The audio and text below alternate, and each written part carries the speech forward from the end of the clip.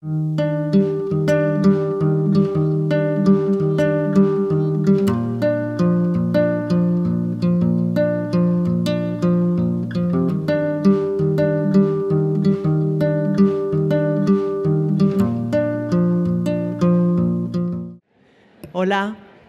bienvenidos a todos a la sesión de comunicaciones orales cortas de diálisis. Muchísimas gracias por la puntualidad en la que habéis entrado. Vamos a intentar ser tan buenos moderadores como en la mesa anterior y cumplir el horario. Y nada, tenemos por delante hora y media con comunicaciones cortas de 5 minutos. Tenemos una sesión muy intensa, pero con comunicaciones súper interesantes y que espero que lo disfrutemos todos. María, nos va a decir las normas, cómo vamos a trabajar. Bien, cada ponente tiene 3 minutos de exposición y 2 para comentar. Si nos pasamos de los 3 minutos y llegamos a los 5, no hay comentarios ni preguntas. Vamos a intentar ser estrictos porque hay muchas comunicaciones. Y como no sabemos bien quién la presenta, porque algunos de ellos se cambian el nombre, leeremos el título y el hospital, cada ponente que se presente, si os parece, ¿vale? Entonces empezamos con la primera, que es utilidad del ecodoppler de la fístula tras su creación y durante la maduración, del Hospital Ramón y Cajal y de la Universidad de Alcalá.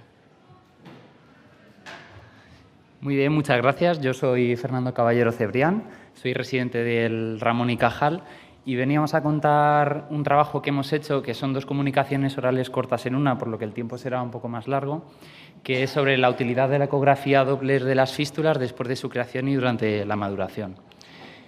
Bueno, es indiscutible la utilidad de la ecografía Doppler en el control y en el seguimiento de las fístulas y, como sabéis, las guías clínicas nos recomiendan realizar una ecografía Doppler de las fístulas a las 4 o 6 semanas después de la creación, con el objetivo de identificar aquellas fístulas maduras, que serán aquellas que se van a poder utilizar para las sesiones de diálisis, y en el caso de que no sean maduras, pues identificar las complicaciones o los motivos por los cuales estas fístulas no han madurado. De manera que así podremos evitar complicaciones o problemas asociados a las primeras punciones. En cuanto a los criterios ecográficos de maduración, los inicialmente descritos y los que se han venido arrastrando a lo largo de los años son la clásica regla del 6, que define una fístula madura como aquella que tiene un diámetro en la vena mayor o igual a 6 milímetros, con un flujo arterial mayor o igual a 600 mililitros minuto y con una distancia a la superficie cutánea por debajo de 6 milímetros. Estos criterios ecográficos se han revisado con el tiempo y hay varios artículos que han sugerido modificaciones en los puntos de corte, sobre todo con la intención de crear unos nuevos puntos de corte un poco menos restrictivos que esta regla del 6, y también ha habido otras propuestas creando modelos continuos utilizando estos 3 parámetros para predecir la maduración en las fístulas. Teniendo en cuenta esto, en nuestro centro empezamos a definir como fístulas maduras aquellas que cumplían, que tenían un diámetro en la vena mayor o igual a 5, no a 6 milímetros, y con un flujo arterial por encima de 500 mililitros minuto. El criterio de la superficie no lo modificamos, ya que si lo tuviéramos que hacer un poco menos restrictivos, tendríamos que aumentar la profundidad y eso quizás dificultaría la accesibilidad de las fístulas. Entonces, hicimos un análisis retrospectivo recogiendo datos de las fístulas que se hicieron en nuestro centro entre el año 2021 y 2023, a las que se le había hecho una ecografía Doppler de control por protocolo, y analizamos factores demográficos, clínicos y también los patrones ecográficos con el objetivo doble de identificar primero las fístulas no maduras, identificar la causa por la cual no lo hicieron y también valorar el impacto clínico de estos nuevos criterios ecográficos de maduración. Se hicieron a lo largo de los 3 años un total de 104 fístulas, con los criterios que mencionaba, 74 de ellas, un 71,5%, eran consideradas maduras y 30 de ellas, lo que es un 28,5%, no lo eran. En cuanto al tiempo hasta la realización de la ecografía Doppler, fue similar, sin diferencias estadísticamente significativas en ninguno de los 2 grupos, con una media de 5,5 semanas en el grupo de fístulas maduras y de 4,9 semanas en el grupo de no maduras. En cuanto a las variables clínicas y demográficas, no hubo diferencias en cuanto a la edad, sexo, porcentaje de diabetes ni tampoco comorbilidad medido por el índice de Charlson, ni tampoco diferencias estadísticamente significativas en cuanto a la situación de la enfermedad renal. Ya se encontraron los pacientes con una enfermedad renal en situación de prediálisis, en hemodiálisis o con disfunción crónica del injerto, o sea, trasplantados renales. En cuanto al tipo de fístulas, tampoco hubo diferencias estadísticamente significativas en ninguno de los dos grupos en cuanto al tipo de fístulas distales o más altas, aunque es verdad que, como veis en la diapositiva, en el grupo de fístulas maduras hay un mayor porcentaje de fístulas húmerocefálicas y húmerobasílicas, pero, como digo, esto no alcanzó la significación estadística. En cuanto a los parámetros ecográficos, el grupo de fístulas maduras, como cabe esperar, tenían un diámetro en la vena mayor y un flujo también mayor, con diferencias estadísticamente significativas, y mencionar, que primero ninguna fístula fue considerada no madura por el criterio de profundidad, y mencionar el índice de resistencia, que es un parámetro que nunca se ha incluido dentro de los criterios ecográficos de maduración, pero que nosotros sí que lo encontramos, que había valores de índices de resistencia significativamente más bajos en el grupo de fístulas maduras. En cuanto a las causas de por qué esas 30 fístulas que no maduraron no lo hicieron, la mayor parte fueron por estenosis venosas, en un 56,7%, seguido de un diámetro venoso insuficiente y seguido de trombosis e insuficiencia arterial. Después del tratamiento oportuno y a lo largo del seguimiento, 12 de estas 30 fístulas, lo que es un 40%, llegaron a madurar con una mediana de 13,5 semanas, y al final de este periodo más o menos de 4 meses, hasta un 80% de las fístulas que se hicieron en nuestro centro se consideraron maduras y pudieron utilizarse para la diálisis. Y luego, analizando nuestros resultados, dividiendo las fístulas que vimos según si cumplían los criterios ecográficos de la regla del 6 o los criterios nuevos que mencionaba, hubo un aumento de fístulas maduras de un 57,7% a un 71,1% de fístulas maduras con los nuevos criterios, lo que suponía 14 fístulas más que no cumplían los criterios de la regla del 6, pero sí estos nuevos. ¿Y qué pasó con esas fístulas? Bueno, pues se utilizaron para las sesiones de diálisis y el 85% se pudieron puncionar sin incidencias en los primeros 3 meses. Entonces, como conclusiones, pues la ecografía Doppler es fundamental en el seguimiento después de la realización de las fístulas arteriovenosas para diagnóstico de maduración y de sus complicaciones. En nuestra experiencia, la causa fundamental, la principal de no maduración, fue la estenosis venosa, y luego el índice de resistencia se correlacionó con los criterios ecográficos de no maduración, siendo un parámetro fundamental en la evaluación ecográfica de las fístulas, también de cara al seguimiento. Y luego, en nuestra experiencia, además, cambiar los criterios ecográficos de maduración supuso un aumento significativo de fístulas consideradas maduras sin aumentar el riesgo de complicaciones. Y eso es todo. Muchas gracias.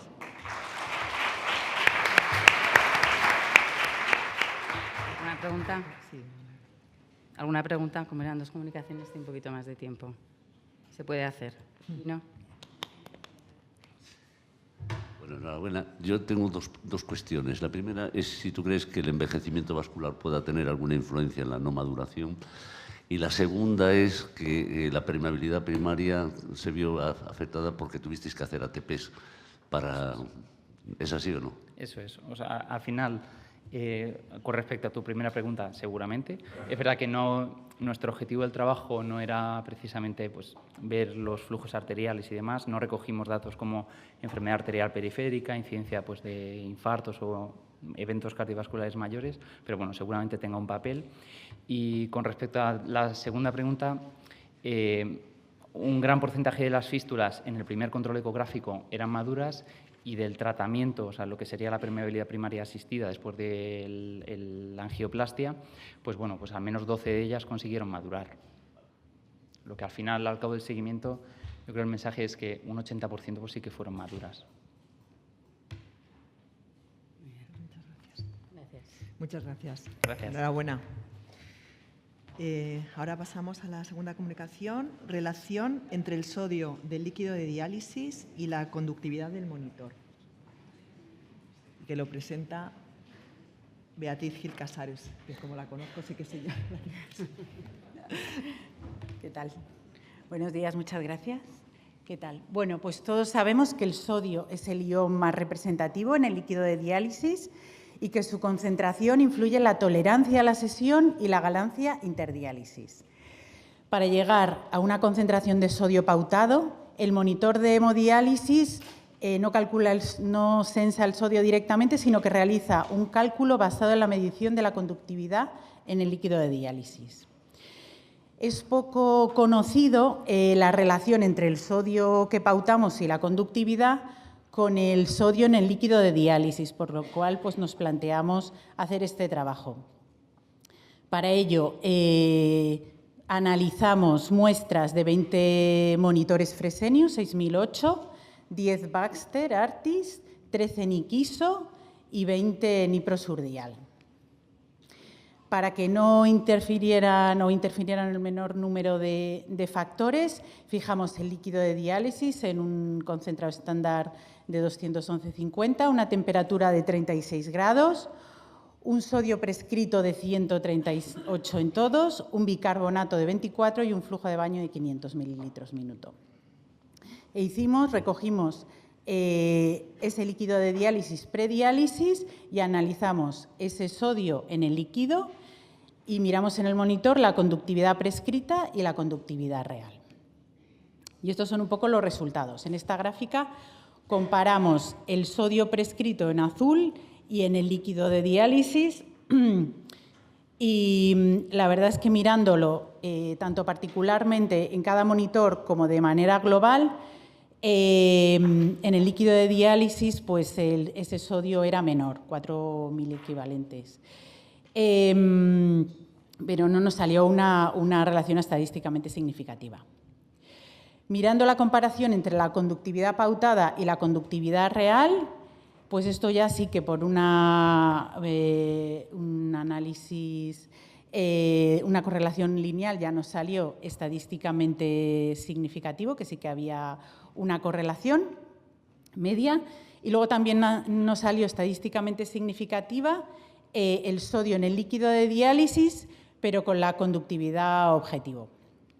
Si hablábamos de los monitores, también esta correlación nos salió mejor entre la conductividad real y el sodio en el líquido de diálisis en los monitores Fresenius seguido de Surdial.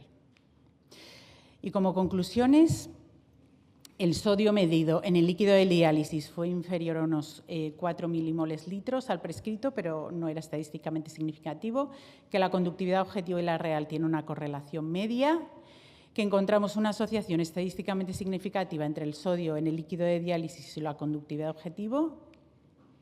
Y esas son nuestras conclusiones. Muchas gracias.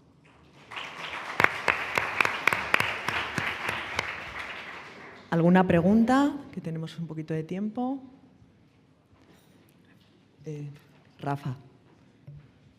Sí. ¿Cómo medisteis el sodio? ¿Potenciometría indirecta? ¿Aparato de gases? Pues lo medimos de manera indirecta, por el método de los electrodos, que es el que está como un poco estándar, que era el que tenía nuestro laboratorio.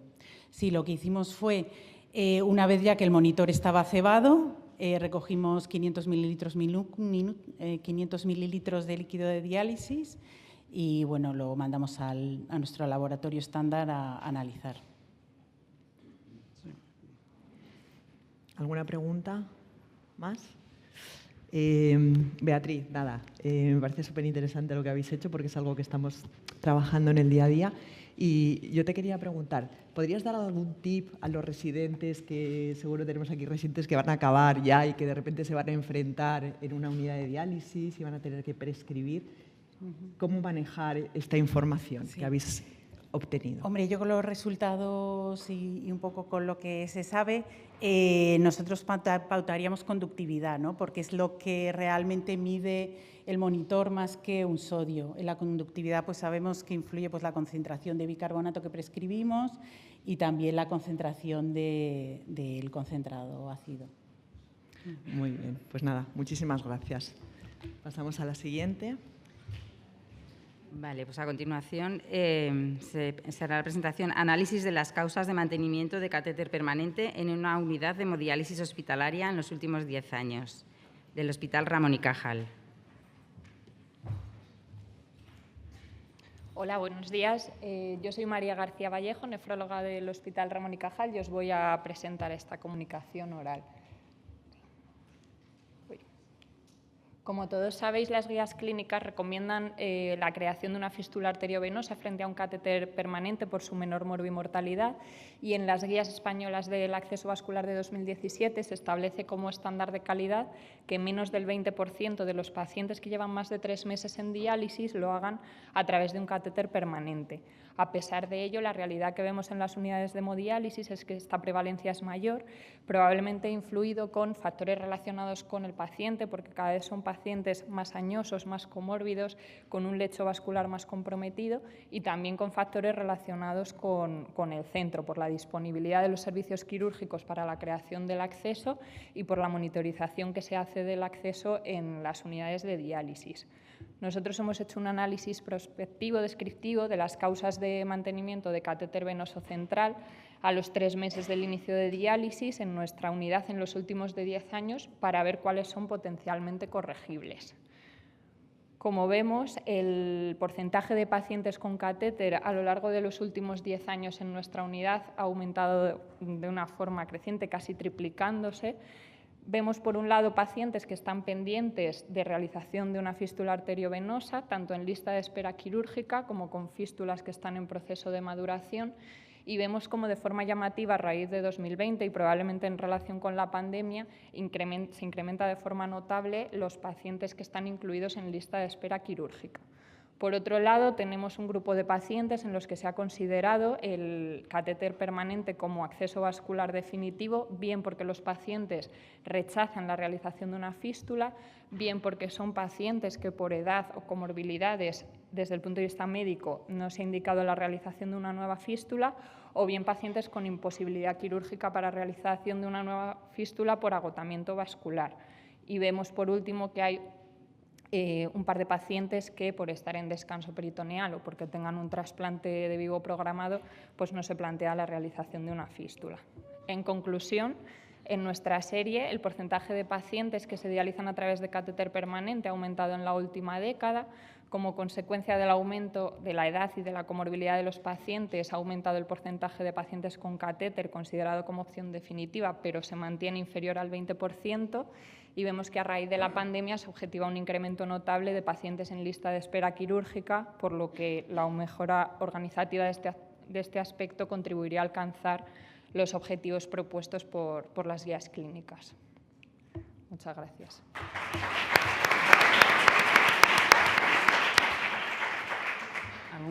¿Algún comentario? Patricia.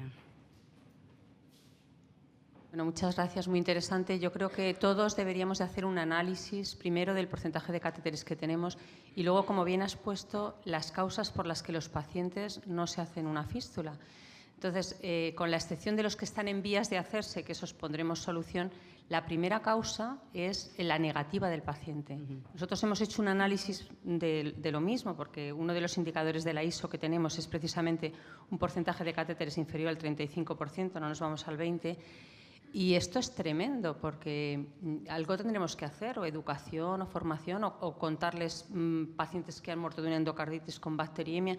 No sé si vosotros habéis puesto en marcha alguna medida. Yo os digo lo que hemos hecho. Nosotros, como tenemos un psicólogo, le hemos dicho al psicólogo que aquellos pacientes que tienen negativa, pues que intente pues hacerles terapia, porque a veces es que tienen miedo, ¿no?, de los pinchazos. No sé si habéis abordado eso. La realidad que vemos es que una vez que empiezan diálisis a través de un catéter, máxime si el catéter no les da problemas, si no han tenido nunca ninguna infección, lo que ven ellos en la sala es compañeros con problemas con las fístulas, y de ahí surge la negativa. Entonces, la única herramienta que tenemos es ser incisivos con ellos en los problemas derivados de tener un catéter, los potenciales problemas. Gracias. En este sentido, María, yo no sé si ha cambiado un poco el perfil de esta negativa, porque antes veíamos que los pacientes que no querían hacérsela fundamentalmente eran pacientes jóvenes, quizás más por estética, y ahora ese problema parece que es más secundario y vemos muchos pacientes mayores que no se la quieren hacer por lo que tú has dicho. Yo creo que ha habido un poco una evolución y realmente una evolución en esto, y además que realmente en todas las unidades yo creo que es el principal número de pacientes ahora mismo que no se quieren hacer la fístula. Sí, además, como se ve en la tabla, es un número de pacientes que va increciendo. Efectivamente. No, lejos de mejorar, está empeorando. Pues muchas gracias. Enhorabuena. Bueno, pasamos a la siguiente comunicación, que es realmente algo que creo que nos afecta a todos. Va a ser muy interesante verlo. El reto migratorio en la unidad de hemodiálisis del Hospital Universitario 12 de octubre. Buenos días. Les voy a contar este problema que, como bien dices, nos preocupa bastante a todos. Entonces, como sabéis, la prevalencia de la enfermedad renal crónica varía un montón entre los países y, de hecho, fijaros que las cifras, según los niveles de ingresos económicos del país, pueden variar desde 966 por millón de población en países que tienen un alto nivel de ingresos hasta 4.4 en países con bajos niveles de ingresos, que son unas cifras pues casi de 1.000 a 5. De hecho, otra de las cosas que nos preocupa bastante es que, como sabemos, hay una discrepancia entre los pacientes que necesitan diálisis y aquellos que la reciben. En la gráfica, como veis, en azul oscuro, en azul oscuro están los pacientes que necesitarían diálisis pero que no la reciben. Y, como veis, desde 2010 a 2030 han aumentado a 10 millones de personas. Por ello, estudiamos las características sociodemográficas de los migrantes en hemodiálisis que acudieron a nuestro centro entre 2017 y 2024, como reflexión y visibilización sobre esta grave situación. En estos años han llegado 51 pacientes, 31 hombres y 20 mujeres, con una edad, eran pacientes jóvenes con una edad media de 45 años. Solo uno de los pacientes, que fue una mujer, llegó de forma programada y era la única que llegó en diálisis peritoneal. Los 50 restantes eran pacientes para hemodiálisis. La situación cuando llegaron a las urgencias, casi el 60% estaban en situación de hemodiálisis crónica programada, en un programa crónico, y había un 36% de pacientes que llegaban con una enfermedad renal terminal, pero que todavía no habían iniciado la técnica. La mayoría de los pacientes provenían de América Latina, un 78%, y un 14% de África. Cuando vimos las causas de la enfermedad renal crónica, que nos ha hablado la doctora Sequeira esta mañana, fijaros que dentro de estos pacientes un 42% no tenían un diagnóstico de la enfermedad que puede reflejar pues, un menor esfuerzo o menor capacidad. Cuando vimos la representación de qué había pasado en nuestra unidad, como ven ustedes, están representados en barras azules los migrantes y en barras naranjas el total de los pacientes incidentes en nuestra unidad.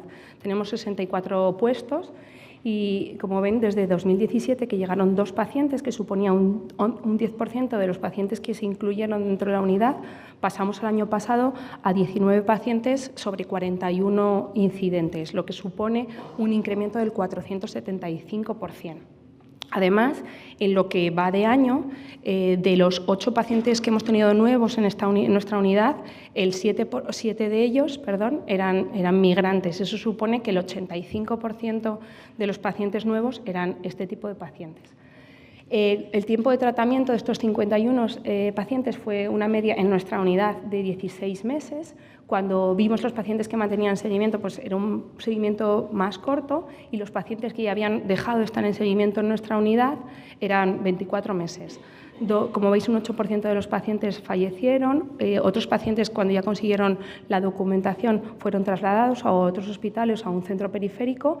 6 de los pacientes ya consiguieron ser trasplantados en un tiempo que fue casi de 2 años.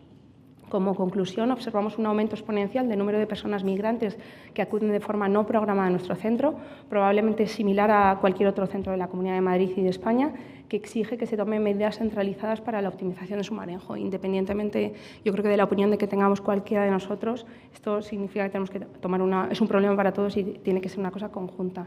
Entonces, os animamos a que realicéis esta encuesta. Prometo que son solo 6 preguntas, la mayoría respuesta sí, no, y son muy cortas, y es para intentar ver qué estamos haciendo y el objetivo y llegar a algún acuerdo. Muchas gracias.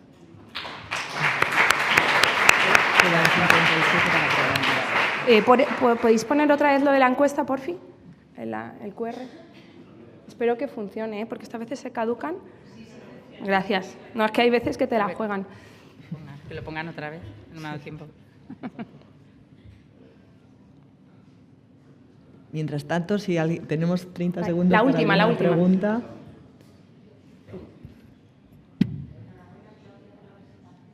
Es una cosa que nos enfrentamos todos los días y yo quería preguntarte, no sé si lo has contado, porque el otro día yo estuve hablando con la ONT por este tema y recuerdo que nos dijo Agustín Carreño que el consenso al que se había llegado es que no se podía incluir a los pacientes de fuera de España en la lista de espera hasta que no estuvieran 2 años en España. Y yo eso era una cosa que no sabía. Entonces, mi pregunta va por ahí, si vosotros tomáis esa medida o no. Porque No. lo que estamos viendo es que están desplazando a los pacientes de España en lista de espera que llevan menos tiempo en diálisis. Nosotros, la verdad, que una vez que tengan la documentación, se pueden ser incluidos en lista de espera. Pues quizá no tenemos que esperamos ponernos a que de estén. acuerdo con este tema porque, vamos, esa información, de hecho, que me dieron en la ONT, yo no la sabía y creo que no hay muchos centros trasplantadores que no saben. Sí, yo creo que el problema fundamental es que yo creo que cada uno estamos haciendo cosas distintas. Eso es. Y no sé, vamos, que yo creo que somos médicos, no nos compete quizá a nosotros tomar la decisión de qué se debe hacer o no, pero que sí que debe ser una cosa consensuada a nivel de la Comunidad de Madrid, yo creo, o a nivel de España. Yo creo lo más ético posible para todos, ¿no? Sí, pero bueno, que como yo no soy especialista en ética, tampoco sé qué es lo que... Bueno, que cada uno tiene opinión, no sé. Sí, yo creo que este es un tema del que se va a tener que hablar y de manera muy importante. Así que muchísimas gracias por traerlo aquí. Pasamos a la siguiente comunicación. Sí, volvemos al acceso vascular. Y José Luis Merino presenta las mismas oportunidades para el acceso vascular en una unidad de hemodiálisis, diferencias de acceso vascular según género. Buenos días, muchas gracias. Buena mesa. Cuando uno piensa en el acceso vascular y piensa en sexo femenino, pues uno puede empezar a pensar que, bueno, mujer, tal, la edad, esas venas, ¿no? Yo creo que todos tenemos en mente que no todo es lo mismo y que las características de cada persona, y sobre todo cuando hablamos de género, pues es muy, muy variable. Y efectivamente no todo es lo mismo y que según vamos viendo, pues ese concepto que tenemos de género, pues tendremos que darle una vuelta. Está claro que hay diferencias. Bien. ¿Qué ocurre? Que cuando nosotros analizamos resultados, pues existe ausencia de estudios adecuados, estudios donde podamos tener una información realmente contundente. Es verdad que hay trabajos como este que nos dicen que, bueno, que la disfunción del acceso vascular está más relacionada con el género, especialmente con el género femenino. ¿Qué hicimos nosotros? Bueno, hemos intentado de alguna manera ver cómo estaba nuestra unidad. Nosotros cogimos el corte a final del año, vimos un poco qué población teníamos en hemodiálisis, varones, mujeres, e intentamos ver un poco la situación del acceso vascular, ¿no? En nuestro momento cuando hicimos teníamos 44 varones, 20 mujeres, y de ellas el 70% de las mujeres eran portadores de un catéter tunerizado, en comparación con 21 varones que eran un 48% significativamente. Es decir, teníamos una población femenina con más catéteres que en los varones. Quizás diferencias en cuanto a que había más diabéticas en cuanto a mujeres y que el origen de la entrada en diálisis por la diabetes era más también en las mujeres. Cuando analizamos algunos aspectos más en cuanto a si estamos ante una fístula, si teníamos fístula o no, podemos ver que más o menos teníamos un 50% en varones, 22% con fístula y 40% en mujeres, una pequeña diferencia. Y cuando analizábamos las prótesis sí que veíamos que, aunque porcentualmente no había diferencias, sí que había más varones con prótesis que en las mujeres. Y quizás la única diferencia que podíamos notar finalmente es que el número de accesos vasculares previos en las mujeres, había más intentos de accesos vasculares previos en las mujeres que en los varones. Por lo tanto, una de las cosas que de este análisis que hicimos fue que, primero, que tenemos más catéteres de lo que recomiendan las guías, es decir, que tenemos un problema igual que en muchas unidades y que realmente eso es así y es algo que tenemos que trabajar. Que es verdad que ese porcentaje es mayor en las mujeres, al menos en nuestra experiencia, que puede ser un factor el hecho de la entrada en de ser diabética y esa asociación puede ser un poco más nociva en cuanto a mujeres y que quizás si planteamos cómo podríamos mejorar nosotros, podríamos plantear que a lo mejor tenemos que tirar un poco más de prótesis que quizás en esa población está un poco más infrautilizada. Muchas gracias.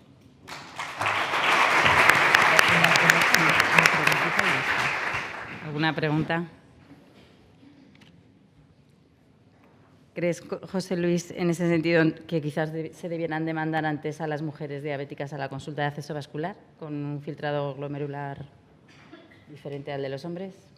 Bueno, yo creo que hay que mandar a todos un poco antes, porque si no, no llegamos. Es decir, yo creo que bueno, eso es un tema muy súper interesante, porque el problema está en, ¿no? y lo vamos viendo en el acceso vascular, es qué servicio tienes al lado, qué cirujano vascular tienes al lado. Es decir, todo eso es un trabajo que probablemente más de trabajo en equipo. Mujeres antes, yo creo que nos falta información. Yo creo que hay un perfil probablemente de mujer con más edad, diabético, hay una serie de cosas que nos podrían hacer pensar.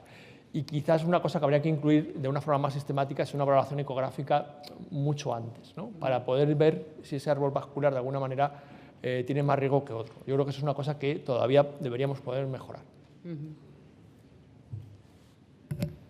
Muchas gracias. Pues muchísimas gracias, José Luis.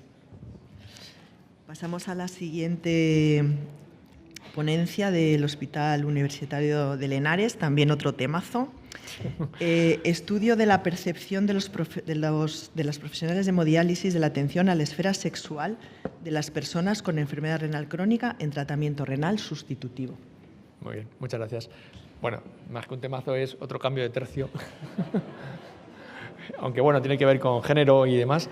Bien, no, esta es una parte, digamos que en general, a ver, los nefrólogos estamos muy concienciados del cuidado holístico de nuestro paciente renal, ¿no? Estamos siempre, analizamos bien el KTV, la dosis de diálisis, todos los parámetros importantes de nutrición, el acceso vascular. Pero bueno, si miramos la pirámide de Maslow, aspectos tan básicos como es el tema sexual o las relaciones, pues es una cosa básica que en general la impresión que teníamos, y que de algún trabajo en la SEN que ya os he comentado, era un área que tratábamos muy poco. ¿Qué planteamos nosotros? Pues hicimos una encuesta tipo Likert, ¿no? con una graduación. Hay un póster que es la parte donde se lo comentamos a los pacientes para ver cuál era la impresión que tenían los pacientes, pero también nos pareció muy interesante ver qué opinaban los especialistas que se dedicaban al paciente con enfermedad renal, desde el punto de vista de la esfera sexual. ¿Qué hicimos? Pues bueno, hicimos una encuesta tipo Likert en nuestros profesionales de la unidad de hemodiálisis, 22 profesionales, fundamentalmente enfermería, 13, una edad media de 42 años, más mujeres que varones en cuanto a los profesionales que se evaluaron, con un rango muy disperso en cuanto al tiempo de atención a pacientes renales. Pero hicimos una serie de preguntas en cuanto a aspectos importantes que entendíamos. Era una encuesta muy sencillita que lo que quería es planteamos, por ejemplo, primero, si hay algún problema de salud, ¿a quién preguntamos? Ahí más o menos sí que nefrólogos y enfermería estábamos ahí como protagonistas, pero si era algún problema personal, ahí el nefrólogo perdía un poco de que pensábamos que el paciente pregunta más a un familiar, a una enfermera, más que a nosotros mismos. Si pensábamos que era conveniente tratar los aspectos de la vida sexual, bueno, yo creo que había una tendencia así que, bueno, más o menos de acuerdo, bastante de acuerdo, sí que había cierta, como, bueno, sí, claro que hay que tratarlo. Si pensamos que si nos interesaría tratar esos aspectos, pues también había una tendencia a decir, hombre, pues sí, claro, es un aspecto más de la vida, hay que tratarlo. Pero cuando analizábamos si esos problemas de salud a nivel sexual en diálisis se habían tratado, pues como podéis ver, la tendencia era que muy pocas veces o rara vez era un tema que tratásemos. Si deberían tratarse estos aspectos de la vida sexual dentro de las personas en diálisis, pues también todos estábamos de acuerdo, ¿no? Más o menos sí que nos parecía importante que hiciésemos insistencia en este aspecto. Pero si se trataban en nuestra unidad, pues como podéis ver, no se trataban y prácticamente no abordábamos este tema y la impresión de los profesionales es que es un aspecto que no tratamos y que sí que tendríamos interés, pero tenemos limitaciones. ¿Qué pudimos concluir? Que bueno, sí que es un área que evidentemente es fundamental para los seres humanos, pero que no hay una atención específica para ello, que desde luego en nuestra unidad no se planteaba y no lo abordábamos, probablemente por carencias innatas a nuestra formación, y que probablemente sea un aspecto relevante, pero que se abordaba escasamente, probablemente en un contexto de gran complejidad de nuestro enfermo renal. Muchas gracias. Creo que por aquí delante.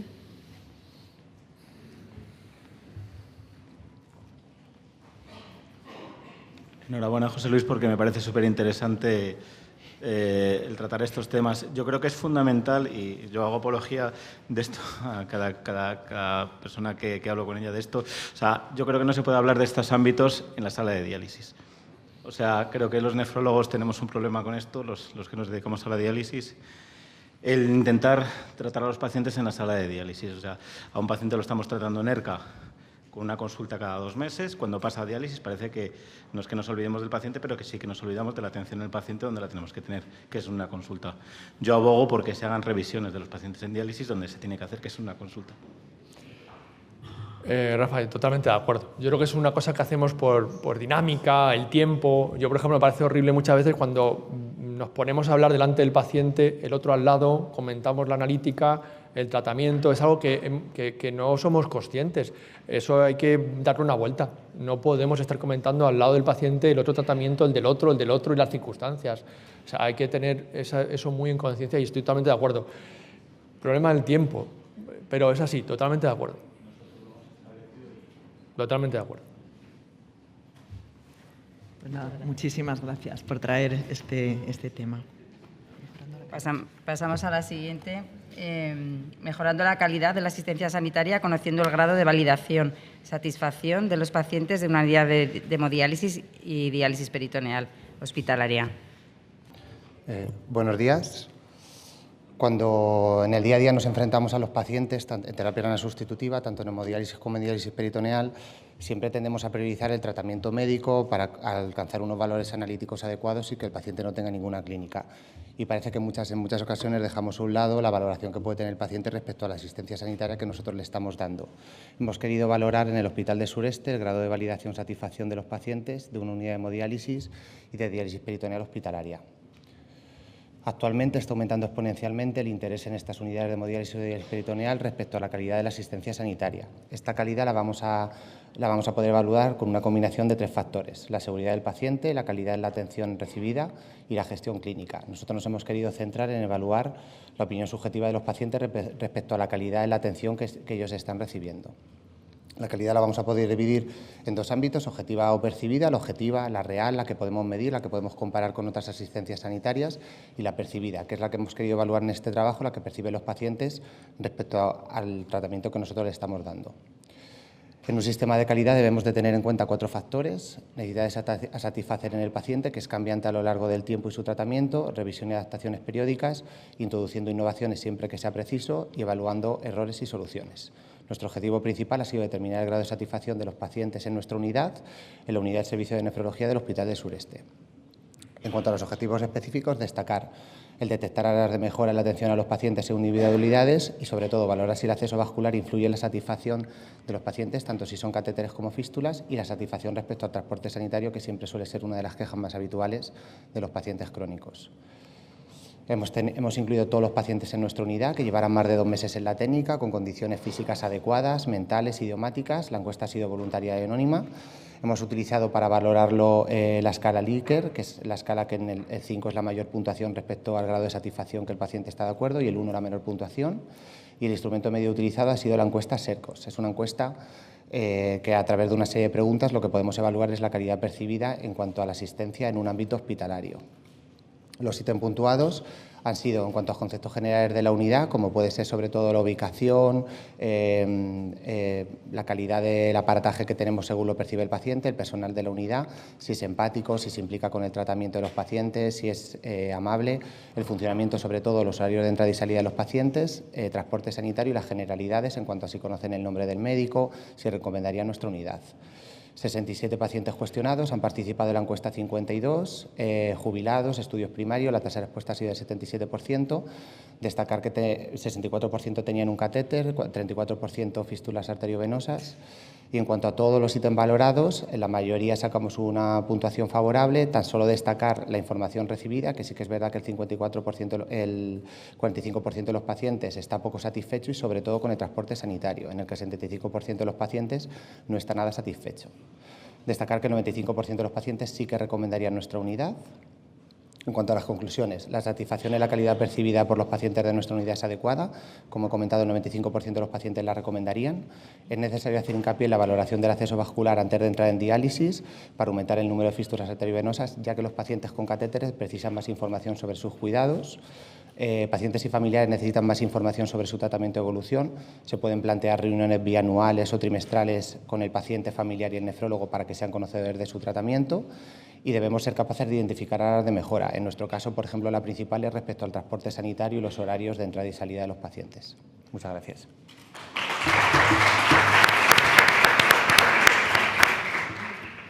Muchas gracias, José María. Enhorabuena. ¿Alguna pregunta? Tenemos un minutillo. Enhorabuena. Yo solamente echo de menos que no hayas comparado la hemodiálisis domiciliaria con la diálisis peritoneal, porque son las dos técnicas muy similares en cuanto a ser domicilio, mientras que la otra tiene un hándicap importante que es transporte, la estancia y demás. Eso es lo único que me llama la atención. En nuestro caso no hemos diferenciado entre hemodiálisis y peritoneal porque hay menos pacientes en peritoneal. Es verdad que no lo hemos comparado con la domiciliaria y, aunque no ha salido en el trabajo, los pacientes con peritoneal prácticamente el 100% siempre ponían en la encuesta un 5. O sea, son más críticos los pacientes en hemodiálisis que los de peritoneal, podemos decirlo así. Milagros.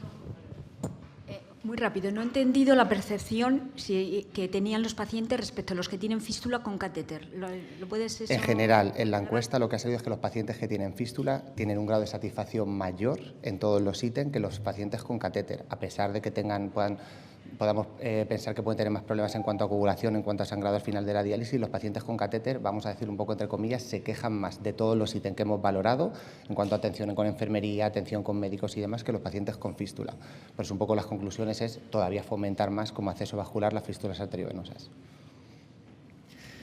Muchísimas gracias. Bueno, ahora el Hospital Universitario de la Princesa nos trae la siguiente comunicación, que yo creo que nos va a poder aportar muchísimo para que nuestros pacientes puedan tomar decisiones compartidas mucho más informadas. El título del trabajo es Supervivencia de los pacientes mayores de 80 años con enfermedad renal crónica en tratamiento conservador frente a hemodiálisis. Bueno, pues buenos días. Yo soy Ignacio Gómez, residente de la Princesa. Bueno, pues este trabajo surge de una pregunta, bueno, pues como todos, que es de qué calidad de vida tienen nuestros pacientes en conservador y si es mayor que los que están en hemodiálisis, que muchas veces es, pues bueno, un motivo por el que preferimos que opten por conservador.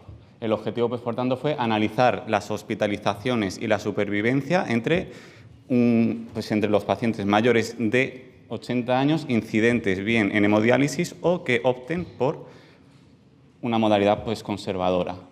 La población de estudio, por tanto, fueron pacientes mayores de 80 años incidentes, es decir, no prevalentes. Si optaron ya por conservador antes, pues no nos servirían. Y excluimos a aquellos pacientes con un filtrado estimado mayor a 15. ¿Por qué? Pues para intentar quitar este sesgo de que, evidentemente, pues con menor de 15 es más probabilidad de que tenga pues complicaciones asociadas. Es verdad que es un sesgo, pero bueno, la media de filtrado entre hemodiálisis más conservador fue muy similar. Finalmente incluimos a 80 pacientes, de los cuales 50 optaron por hemodiálisis y 30 por la modalidad de conservador, con edades pues en torno a los 86 años. Analizamos variables epidemiológicas y pues de comorbilidad, incluyendo un índice de Charson sin tomar en cuenta la edad. Los principales factores asociados a fallecer fueron, por tanto, la elección de la modalidad en conservador, el índice de Charson sin edad mayor y también la edad, siendo de estos tres el único predictor independiente para mortalidad la elección del tratamiento conservador, con estas curvas de supervivencia. Posteriormente, hicimos también un subanálisis tomando en cuenta aquellos pacientes con una supervivencia inferior a 1 año, en los cuales sí que se ve que no hay diferencias significativas respecto a la mortalidad.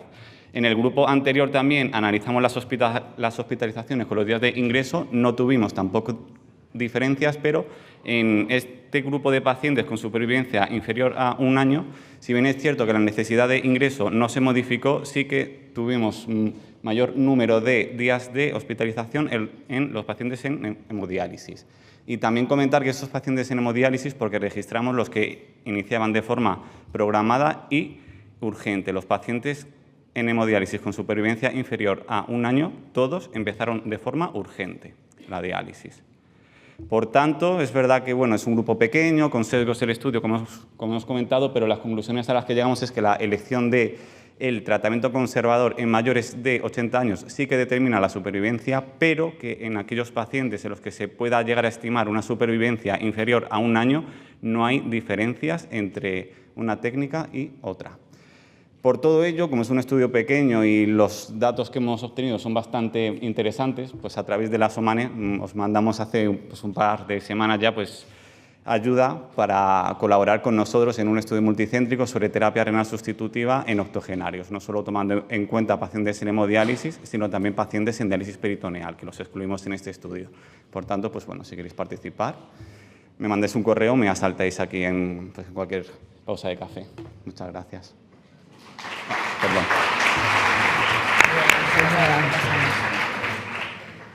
Vale, como te has pasado de tiempo, ahí queda tu contacto y para que te hagan preguntas. Para comentarios después, ¿vale? Muy interesante. Muchísimas gracias. Gracias. Pues pasamos al siguiente, que la verdad es súper innovador. Hablamos de realidad virtual y yo creo que va a ser muy interesante. Desde la Fundación Renal, Solmar nos presenta si consigue la terapia con realidad virtual disminuir el dolor ante la punción y la ansiedad en los pacientes en hemodiálisis. Gracias. Mi nombre es Solmar Rodríguez, psicóloga de la Fundación Renal. Bueno, nosotros hemos hecho un estudio utilizando la realidad virtual como una herramienta, pues que lo que hace es sumergir al paciente en un entorno digitalmente creado, pero no realista. El dispositivo que hemos utilizado ha sido unas gafas que proyectaban imágenes de paisajes, de viajes, de entornos que pueden ser relativamente conocidos para muchos. La colocación de la gafa hace un seguimiento del movimiento del ojo y de la cara para así poder facilitar y ayudarlos a tener la visualización en 360. Revisando la literatura, pues es una herramienta que se ha venido utilizando desde los años 90, aplicado para el control del dolor y además para la rehabilitación física y para la fobia psicológica, mostrando mejoras evidentes en el bienestar emocional y en la disminución de las molestias. Todo esto nos ha llegado a hacernos la pregunta de qué hacemos con nuestros pacientes que están en hemodiálisis, debido a que la población se estima que la presencia de ansiedad y depresión es relativamente alta, un 40%, cuatriplicando la cifra de la población general, y además el dolor es un síntoma que está bastante frecuente en nuestros pacientes. Un dato llamativo es que el 82% de ellos califican la presencia del dolor con una intensidad bastante elevada. Todo esto nos llevó a analizar el efecto de la realidad virtual en la percepción de la ansiedad y el dolor ante la punción, antes, en el momento de la conexión y en el momento de la desconexión. ¿Qué hicimos? Utilizamos dos instrumentos, uno para medir el dolor, que es la escala del dolor con caras revisadas, y para la ansiedad una escala visual analógica, entendiendo que los valores bajitos de 0 indicaban menor nivel de ansiedad y 10 el mayor nivel de ansiedad.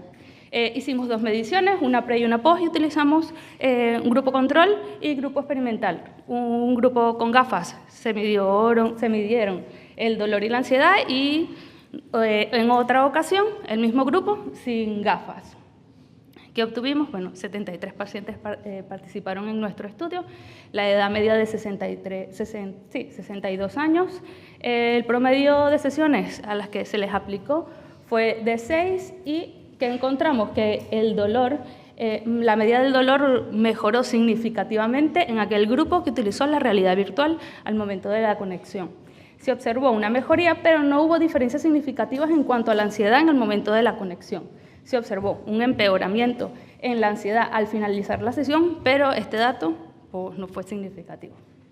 Un dato también interesante es que los pacientes que mejoraron con la realidad virtual partían de niveles significativamente más altos en cuanto al dolor y a la sensación de ansiedad que aquellos que cambiaron o empeoraron. Esto nos lleva a concluir que la realidad virtual se mostró eficaz para reducir el dolor, pero menos útil para la ansiedad, y que los pacientes con mayores niveles de dolor y ansiedad fueron los más beneficiados en nuestro programa.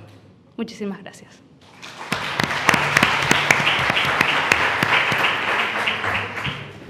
¿Alguna pregunta? María. Aquí. Por aquí.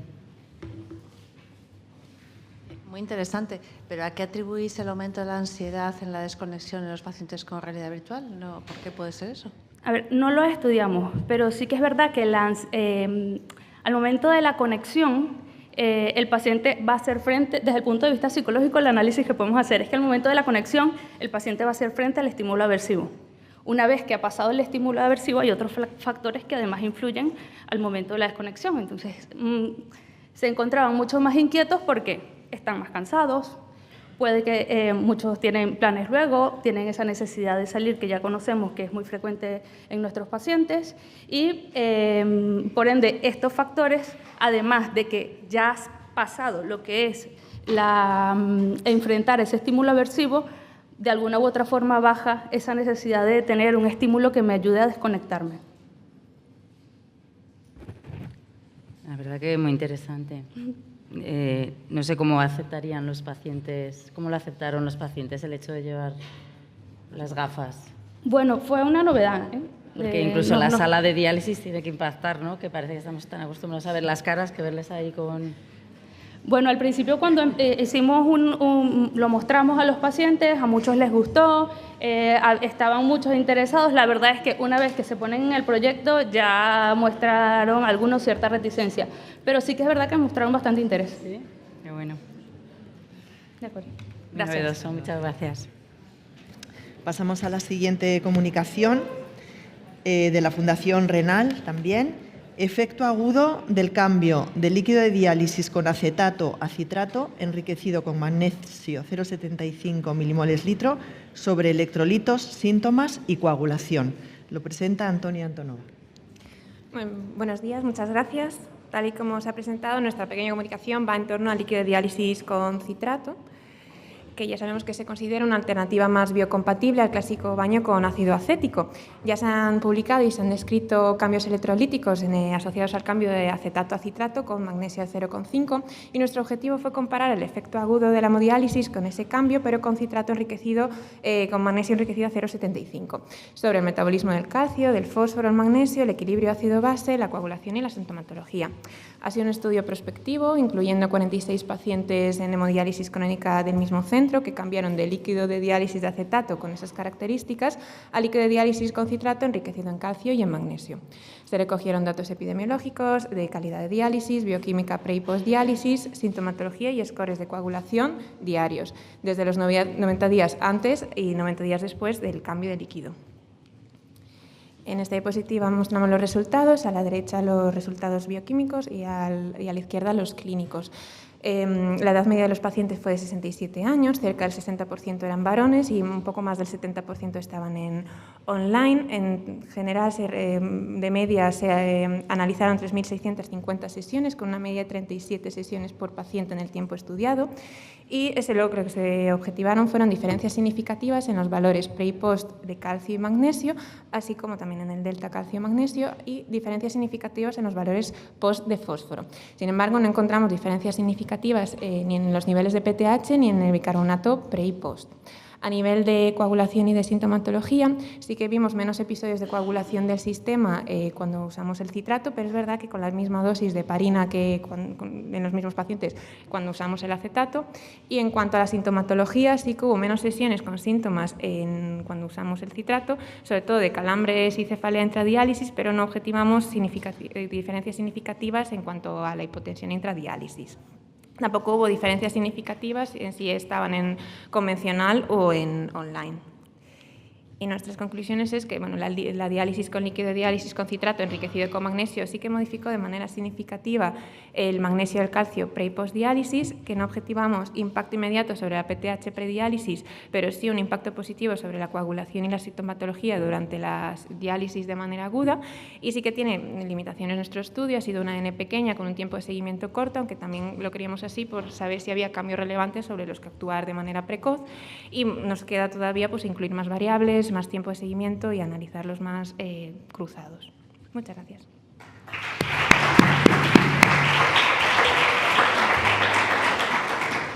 Una pregunta. Antonia, veo que habéis detectado, ¿no?, que la coagulación, los sistemas se coagulaban menos. ¿Os habéis planteado o habéis hecho ya algún cambio en la dosis de heparina, en reducir dosis de heparina? Sí, queríamos hacer el análisis sin hacer ninguna modificación de la heparina, pues para ver realmente si había a esa misma dosis algún cambio, y ahora que sí que hemos visto que sí que se coagula menos, sí que el siguiente planteamiento, que ya lo estamos haciendo, es ir bajando progresivamente la dosis para ir ajustándolo bien. Vale, muy bien. Mira, por allí, y Milagros. Un comentario y una pregunta. El nivel de calcio era superior al final de la diálisis. Es verdad que se suplementa un poquito, pero la tendencia es a bajar. Otros estudios similares han notado la bajada. ¿Cómo lo puede explicar? Y la segunda cosa, ¿el descenso del fósforo a qué se debe? Mayor con el citrato. Claro. La primera pregunta, pues al estar en nuestra aplicación, al estar enriquecido con calcio, es verdad que bueno, pues el citrato usa el calcio y una vez que se metaboliza ya luego lo suelta. Realmente todavía nos queda estudiarlo bien detenidamente. Explicamos parte en que pues, al estar más enriquecido pues, va a acabar con más calcio, pero nos queda todavía pendiente estudiar tanto lo del calcio como lo del fósforo, porque han sido resultados muy, muy iniciales y nos queda todavía mucho que analizar. Solo preguntar a la gente que estáis ya empezando a utilizar citrato, vosotros, Patricia, o a lo mejor hay más gente aquí en la sala, un poco cuál es la vuestra percepción. ¿Creéis que vamos a cambiarles a todos los pacientes? ¿Se va a seleccionar un perfil de paciente que le cambiemos? ¿Cómo lo percibís esto? Sí, bueno, en el momento de nuestra corta experiencia sí que hemos tenido buena experiencia, o sea, no hemos tenido ninguna contraindicación ni pacientes que no lo hayan tolerado, y a nivel de diferencias lo que vemos es que están estables, han estado estables con el acetato y están estables ahora con el citrato.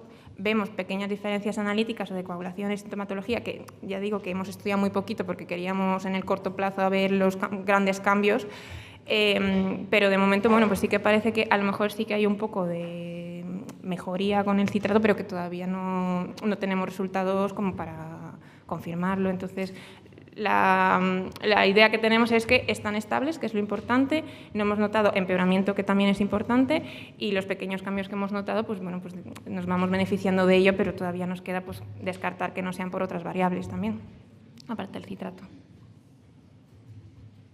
Muy bien. Muchas gracias, Antonia. Pues cambiamos ahora y pasamos a hablar del potasio. La presentación es: una ingesta elevada de vegetales en los pacientes en hemodiálisis implica elevados niveles séricos de potasio, de la Fundación Renal. Soraya Escribano.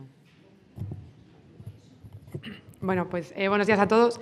Mi nombre es Soraya Escribano, soy dietista nutricionista de la Fundación Renal, y la comunicación, pues como bien indica, nosotros nos preguntamos si una ingesta alta de vegetales implica mayores niveles de potasio. Bueno, como sabemos, patrones dietéticos como la dieta DAS, dieta mediterránea, han sido objeto de estudio por su efecto protector frente a enfermedades cardiovasculares. Entre los componentes que tienen en común estas dietas, encontramos que promueven un mayor consumo de alimentos vegetales, frutas, legumbres, tubérculos, productos integrales, etcétera, que sabemos que son fuente de potasio y que, por lo tanto, de forma clásica se han restringido en el paciente renal. Sin embargo, las últimas guías CADIGO de abril del 24 han aportado ciertas novedades en cuanto al manejo nutricional del paciente renal y también en cuanto al manejo del potasio.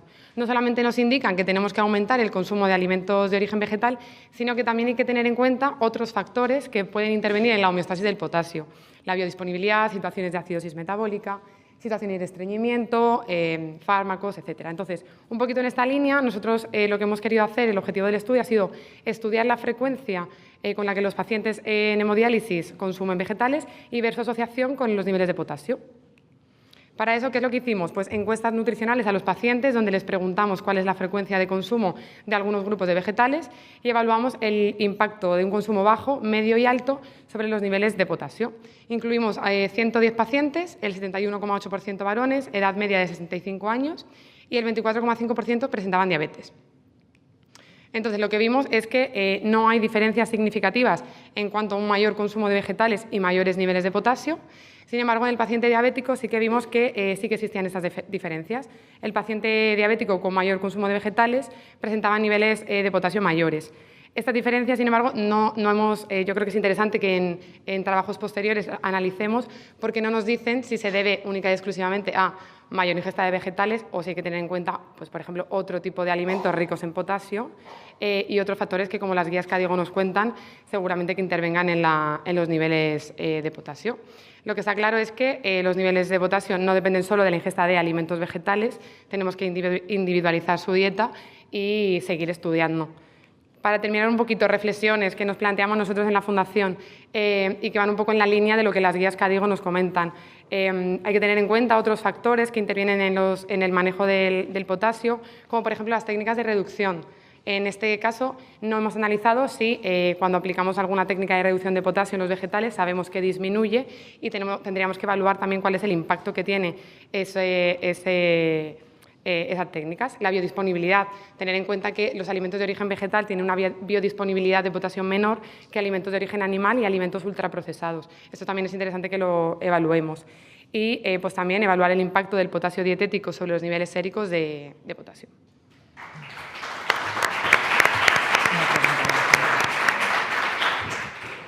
¿Alguna pregunta? ¿Alguna pregunta? Rafa, un poco, sí, Rafa quería.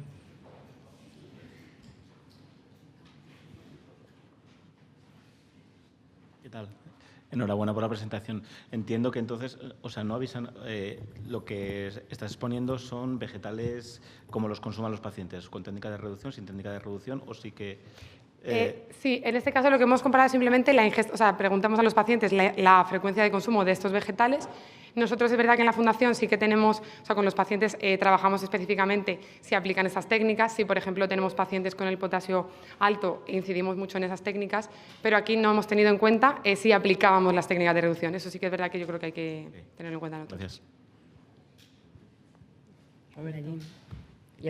Y por allí otra. Sí. Muchas gracias por la presentación, me parece muy interesante, va en la línea de lo que se está hablando últimamente. Me llama la atención la diferencia entre diabéticos y no diabéticos. Los diabéticos como cohorte tenían una cifra de potasio basal superior a los no diabéticos, que podría justificar ese hallazgo. Claro, o sea, por ejemplo, con el caso del paciente diabético, sí que una de las cosas que nos planteamos es, puede que los pacientes diabéticos ya presenten niveles de potasio mayores, en parte también sabemos un poco toda esa relación con la insulina, la internalización del potasio en condiciones normales y que en el caso del paciente diabético con esa resistencia a la insulina puede estar explicándolo, ¿no? También entonces, en este caso, nosotros, digamos, de punto de partida, los pacientes diabéticos tenían niveles más o menos parecidos, pero sí que hemos visto en el gráfico que la tendencia es a la alza. El paciente con un consumo bajo de vegetales tenía un potasio más bajito que el paciente con mayor consumo de vegetales. Sin embargo, el consumo medio no.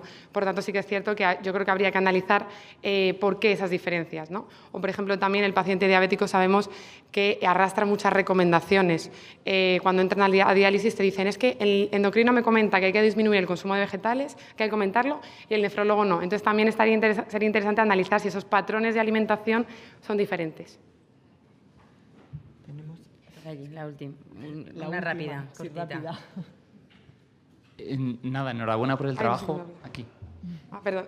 Nada, que me ha encantado. Y una curiosidad, ¿tuvisteis en cuenta los pacientes que tomaban frutas con alto contenido de potasio o frutas con bajo contenido de potasio? En el estudio, en el trabajo hemos tenido en cuenta simplemente el consumo de vegetales en general.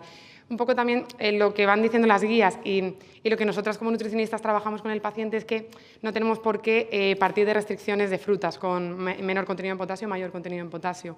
Nosotros tratamos de ajustarla. Entonces, cuando le preguntamos a los pacientes esto, porque al final esto forma parte de nuestro trabajo, no hemos hecho encuestas en concreto, sino que la nutricionista cuando va a hablar con el paciente pues le hace una serie de preguntas, entre ellas cuál es la frecuencia con la que consume frutas. Y luego ya nosotros, específicamente, si tenemos que trabajar el potasio, sí que indagamos un poquito en qué tipo de frutas consumen. Pero de base no hemos querido distinguir entre menor y mayor contenido de potasio.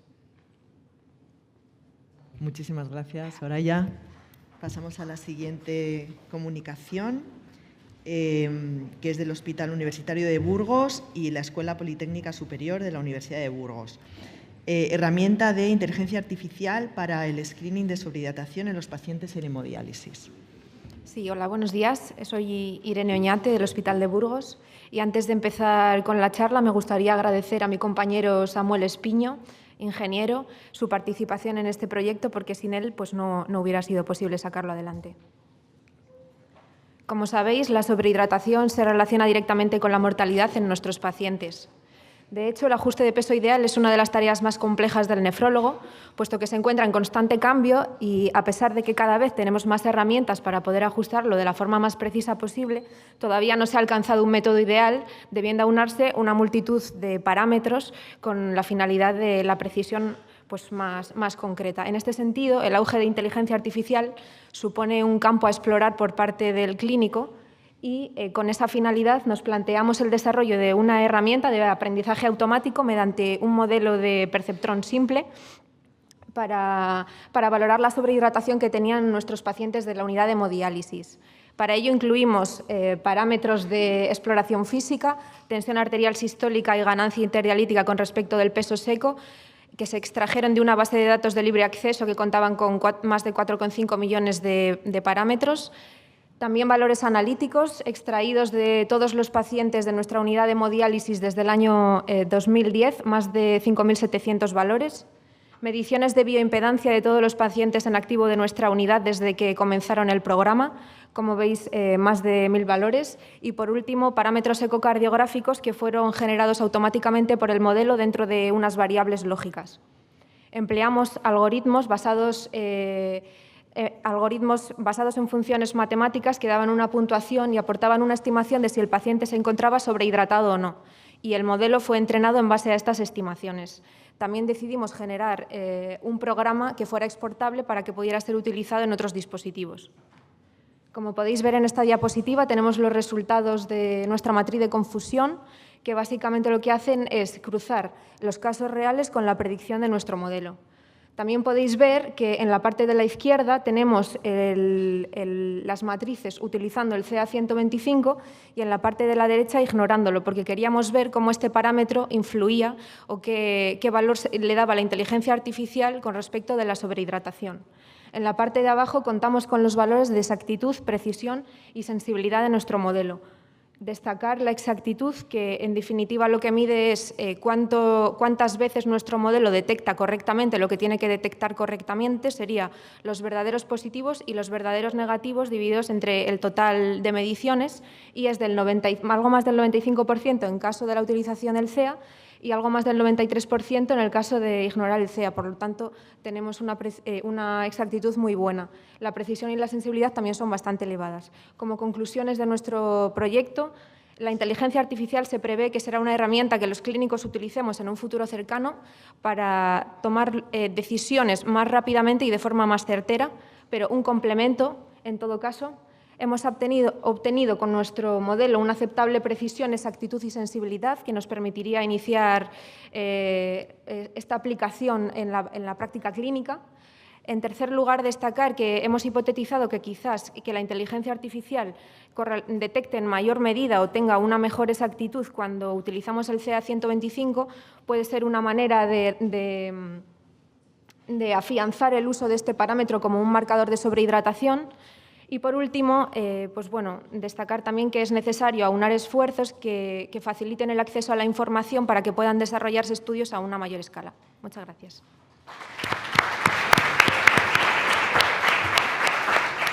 Tenemos tiempo para una pregunta o pregunta y media. Mientras tanto, enhorabuena, aprovechad el llamamiento para que te demos datos y podamos... Inversión, si alguien quiere invertir, también nos vendría bien porque es complejo realizar estos estudios. Claro. Bueno, enhorabuena por el trabajo. Lo que quería preguntar es cómo habéis definido los casos reales, o sea, cuál ha sido el gold estándar con el cual habéis comparado el modelo. Vale, gracias por tu pregunta, es muy interesante. En los casos reales, lo que se hicieron fue establecer unos puntos de corte dentro de los algoritmos que hicimos. Entonces, el modelo, a partir de ese punto de corte, predecía que el caso tenía que estar sobrehidratado. Por ejemplo, a cada variable que utilizamos establecimos un punto de corte diferente en función de lo que el clínico consideraba más importante o menos importante. Por ejemplo, la tensión arterial tuvo una influencia menor relativamente con respecto de la bioimpedancia. Por ejemplo, en lo que respecta a la bioimpedancia, todos los pacientes que tenían mayor o igual al 15% los consideramos sobrehidratados, pero también hicimos una revisión bibliográfica donde vimos que algunos estudios ya determinaban que bioimpedancias por encima del 10% tenían una correlación muy buena también. Por tanto, perdón, que no me sale. La función que utilizamos en ese caso fue diferente porque quisimos dar un valor determinado a ese parámetro. Entonces le dijimos, comentando con el informático, establecimos una función que dijera todos los pacientes que se encuentren por encima de este corte van a estar sobrehidratados, pero todos los pacientes que se encuentren en este corte y en este corte tienen una probabilidad muy alta y los que se encuentren por debajo de este corte van a tener una probabilidad cada vez menor de estar sobrehidratados. Entonces eso lo hicimos con todos los parámetros y obviamente es necesario un clínico porque es el nefrólogo el que va a establecer cómo van esos cortes y la importancia que eso tiene. También tiene detrás un trabajo bibliográfico importante para un poco ver no solo los parámetros que están certificados, sino quizás los estudios, cómo acercan ciertos parámetros o los alejan de la sobrehidratación. Es que no nos queda tiempo, así que luego abordáis a Irene, porque seguro que os podrá contestar a las preguntas. Vale, pues pasamos a la siguiente, que es la encuesta sobre bacteriemia por catéter de hemodiálisis en las unidades españolas. Es un multicéntrico y lo presenta Emilio González Parra. Hola a todos. Yo vengo en representación de un grupo extenso de nefrólogos y de personal de enfermería de distintos lugares de España que hemos pretendido desde hace unos años, lo que pasa es que no tuvimos un problema con el COVID y volvemos a empezar para intentar llegar a la situación de bacteriemia cero en las unidades de diálisis. Somos, junto con los intensivistas, los que más catéteres tenemos y eso es un problema real. Y dentro de ello tenemos intentando hacer diferentes tipos de planes globales que mejoren la calidad de la diálisis, de tal manera que todos nos veamos implicados en este tipo de actuaciones. Queremos ser similares a lo que ocurre en Estados Unidos y en las UCIs de todo el mundo, en el cual se ha intentado erradicar completamente la bacteriemia. No nos parece suficiente saber tratarla, saber detectarla, sino intentar eliminarla.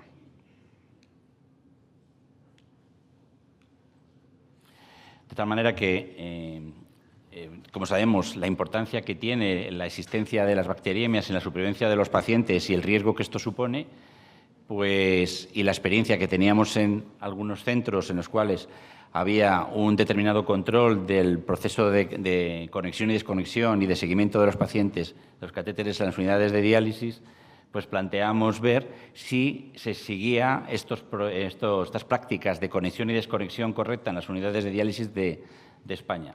Para eso hicimos una encuesta durante el año 2023 intentando saber, primero, las tasas de bacteriemia de las unidades de diálisis, que las sabemos menos de lo que parece, como veréis ahora, y, en segundo lugar, si se realizan pautas correctas y educación a los pacientes intentando erradicar las bacteriemias. La encuesta la contestaron 97 centros, alrededor del 50% públicos y privados, que nos permitía analizar bien los resultados, alrededor de 8.000 pacientes. Vimos que el porcentaje de catéteres de las unidades contestaron era del 40%, que viene a ser muy similar entre públicos y privados. Si se cuantificaba la tasa de bacteriemia, pues resulta que alrededor de un 40% la analizaban, el resto no se analizaba, prácticamente 35-47% entre públicos y privados, y solo un 21% aportaron los datos, lo que nos hace pensar que una cosa es decir que sí y otra hacerlo, de tal manera que los que lo hacían posiblemente solo sean el 21% de los que dicen que lo realizan. La tasa de bacteriemia fue del 0,77. Esto, según las recomendaciones de la SEN, es adecuado, pero nos parece alto. Es decir, tenemos que intentar evitarlo por el riesgo que padecen los pacientes a la hora de tenerlo. Estos son un poco los resultados de manera rápida. No existe diferencia si se cuantifica la tasa de bacteriemia, no hay diferencia entre centros públicos y privados. Aquí tienen la tasa de bacteriemia a la derecha, que, como he dicho, se representa muy bien lo que dicen las recomendaciones, pero desde que se han practicado las técnicas de conexión y desconexión en las unidades UCI, esto ha bajado de una manera espectacular, con una mejora de la supervivencia de los pacientes, y es lo que pretendemos hacer en todas las unidades. Ahora nuestra misión es intentar, y estamos elaborando una serie de documentos para que todas las unidades puedan acogerse a estas prácticas. Aquí tienen un poquito en caso, si tienen protocolos de conexión y desconexión, el 97% dicen que sí, pero cuando hacen un checklist esto es el 61% y no sabemos si existe un seguimiento de este protocolo. Es decir, controlar durante el proceso de conexión y desconexión si siguen una práctica como se hace en las UCIs ahora de toda España, parece que es más infrecuente de lo que pueda parecer. Y aunque haya protocolos de checklist, no hay supervisión ni se sigue muchas veces. Entonces, eso convendría que todos lo analizáramos en nuestras unidades. Hay una elevada prevalencia de catéteres, es reducida la estimación de la bacteriemia, pensamos del 20%, más de la mitad de las unidades de hemodiálisis tienen un checklist de conexión y desconexión, pero es verdad que la supervisión es bastante baja, lo que hace pensar de que posiblemente, aunque exista el protocolo, no se sigue, y el 85% de los centros públicos emplean soluciones antimicrobianas de sellado, el 27% aplica en todos los pacientes de la unidad y en los centros privados concertados se emplean un 36% con un 5% de totalidad en los pacientes de la unidad. Esto se reanaliza, pero en 3 minutos no da tiempo a explicar cómo se realizan las conexiones y desconexiones. Muchas gracias.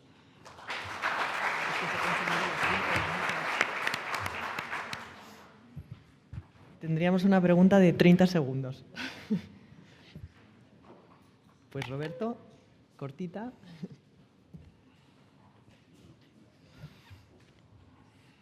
Gracias, Emilio. Como la tasa de respuesta de forma global es baja, entiendo que hay un sesgo de selección importante y que solamente han comunicado los que lo hacen bien. ¿Qué estrategias podéis hacer para que esto se extienda y todos los centros y unidades de diálisis lo puedan hacer? Gracias. Hombre, nosotros hemos hecho esto extensible a la SEN y a la SEDEN. La SEDEN es verdad que lo ha tomado muy suyo, tenemos un grupo de trabajo y se va a presentar en la SEDEN. La SEN está costando un poco más porque parece que esto es más de la SEDEN que de la SEN. Pero es verdad que nosotros tenemos que estar implicados porque los resultados a todos nos atañen. No podemos hablar aquí alegremente de que tenemos una tasa baja de bacteriemia cuando nuestra obligación es que nuestros pacientes tengan 0. Nosotros en nuestra unidad en 4 años hemos tenido 0. De tal manera que el seguimiento, es verdad que el checklist era constante y el seguimiento era constante. Ahora ha habido problemas porque también es verdad que si algo tiene, y además tenemos que implicar, son a los cuidadores y a los pacientes.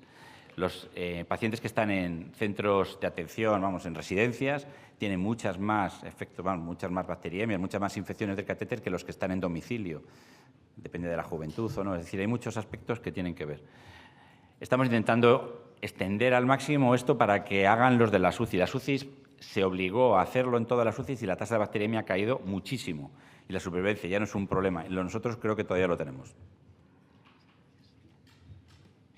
Muchas gracias. Muchas gracias. Pasamos a la siguiente, del Hospital Universitario Puerta de Hierro, Majadahonda, la integración de la transformación digital en la diálisis peritoneal. Buenos días, soy Estefanía García, adjunta del Hospital Puerta de Hierro, Majadahonda. En las unidades de diálisis domiciliaria es fundamental tener un adecuado sistema de telemonitorización y este sistema debería facilitarnos flexibilidad en movimientos y actividades, permitir una comunicación bidireccional con alarmas intuitivas y alarmas simples que se puedan modificar y personalizar sin ser intrusivo y manteniendo en todo momento la portabilidad. Y en el caso específico de los programas de diálisis peritoneal, que nos permita monitorizar tanto a los pacientes en manual como en cicladora. Hoy les venimos a contar nuestra experiencia como centro piloto utilizando Kinexus. Este es un sistema de monitorización y gestión integral desarrollado por Fresenius Medical Care y es específico para monitorizar a los pacientes en programa de diálisis peritoneal. Este sistema se compone de una plataforma web en la cual va a haber una recogida automática de datos y donde haremos el seguimiento y la prescripción. Y además se compone de una aplicación que será donde los pacientes, si así lo desean, registrarán todas sus constantes vitales. En el caso de la diálisis peritoneal manual también podrá registrar todos sus balances e incluso pueden comunicarse con el hospital enviando notas o imágenes. Tanto el personal médico como personal de enfermería trabajará en esta plataforma web y es donde nosotros haremos el cambio de la prescripción. Esto llegará automáticamente al domicilio del paciente, donde el paciente, además de tener su cicladora, tendrá un gateway y un lector de tarjetas. De la misma forma, una vez realizado el tratamiento, todos los datos automáticamente pasarán directamente a esta plataforma. En el caso de que los pacientes utilicen la aplicación, además de poder registrar todos sus constantes vitales, también veremos los balances en los pacientes de diálisis peritoneal y ellos podrán tener en la palma de su mano todo su registro e historial, incluso su historial de prescripciones. En el último año hemos trabajado con 18 pacientes utilizando este sistema, con una edad media de 69 años. No hemos tenido inconvenientes a la hora de implementar este sistema de monitorización en los pacientes con cicladora. Ninguno ha tenido ningún inconveniente de tener el gateway y el lector de tarjetas en su domicilio. Respecto al uso de la aplicación, se ha acogido de manera favorable, excepto en un caso de un paciente que, al no tener un smartphone y ser de edad avanzada y también su cuidador, decidimos mantener el registro de papel que habitualmente veníamos realizando. Gracias a este sistema se nos ha permitido anticiparnos a problemas como del control de tensión, del manejo de volumen, de los flujos y evitando que el paciente se tenga que trasladar hasta el hospital para poder hacer el cambio en la prescripción. Como conclusiones, Kinexus facilita la gestión eficiente y segura de los procesos de diálisis peritoneal, mejorando los resultados clínicos y calidad de vida. Se trata de una plataforma integral que nos permite hacer seguimiento de todos los pacientes independientemente si están en manual o en cicladora. Los pacientes han incorporado la aplicación sin dificultad en su rutina diaria independientemente de la edad, permitiéndonos personalizar la terapia y detectando y solucionando de manera precoz los problemas. Como principales barreras hemos encontrado la negociación y regulación previa a la implementación del sistema en nuestro hospital. Gracias.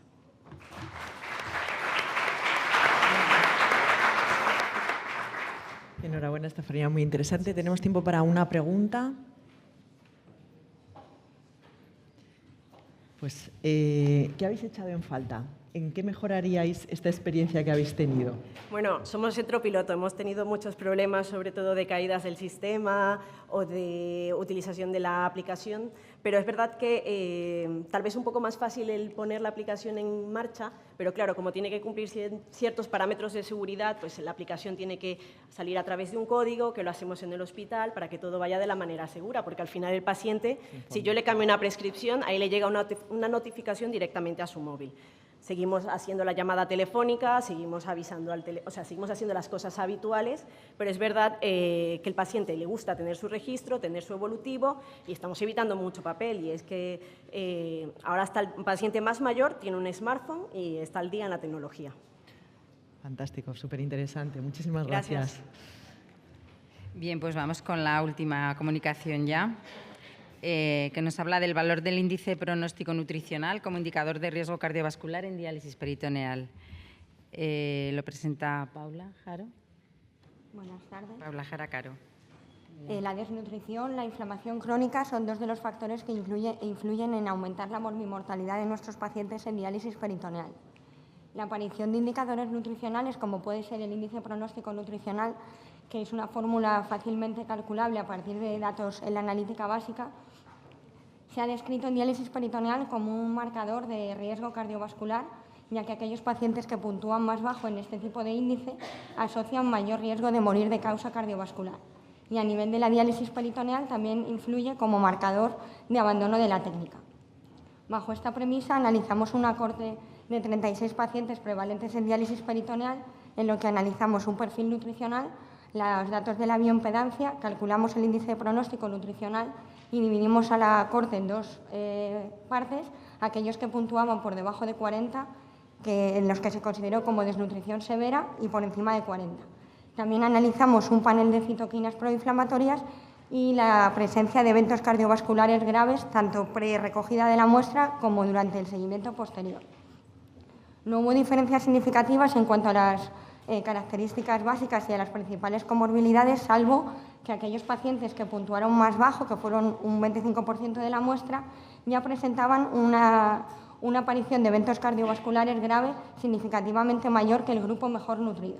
Y también tuvieron durante el seguimiento posterior hasta el abandono de la técnica una mayor incidencia de eventos cardiovasculares. El 83% de la muestra se encontraba sobrehidratado con una sobrehidratación media de 2,1 litros y cuando analizamos las correlaciones del indicador con la expresividad de receptores tanto para interleuquina como para TNF-alfa, encontramos correlación de tal forma que a medida que los pacientes puntuaban menos en este índice, es decir, que estaban más desnutridos, había una mayor expresividad de ambos receptores. En cuanto a la sobrehidratación, el grupo más desnutrido en las columnas naranjas presentaba una mayor sobrehidratación total, también una ratio agua extracelular e intracelular alterada, y en cuanto al panel de marcadores de inflamación, presentaban una mayor tasa de interleuquina 1 beta, de interleuquina 6 y también de TNF-alfa, esta última sin llegar a la significación estadística.